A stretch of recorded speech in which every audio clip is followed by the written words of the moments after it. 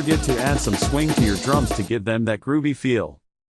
Okay, up next I've got the kicks here, and I've also got a couple of hi-hats, and they're kind of layering the punch part of the actual break. So I'll just give you a quick listen to that, how that sits in the mix.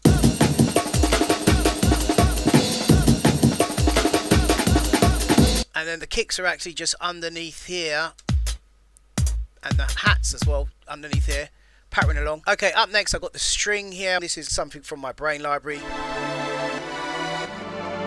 I've got a little bit of ping pong delay on there. This is all box standard stuff. A little bit of MPV reverb. Duration is on about 3030 milliseconds. Pre-delay 10 milliseconds. Low cut is on 4000 hertz. Low gain is on 0. Color is on off. And you can see here I have got a ping pong delay with just the send turned down slightly.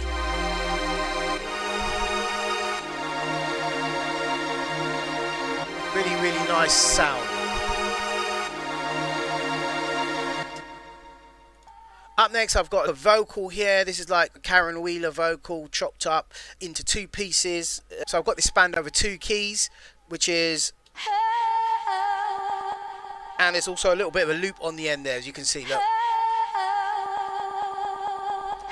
So that goes over two keys here.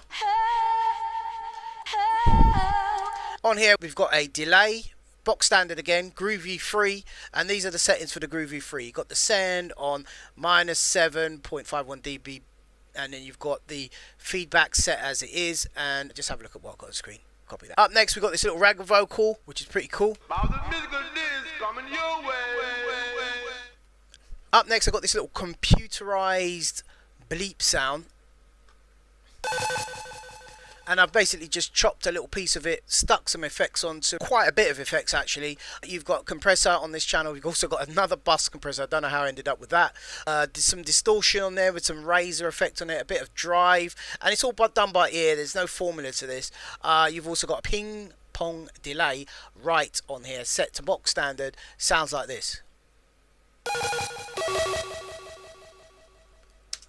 Okay, so you've heard all that now. Let's put this all together and let's hear the track from top to finish.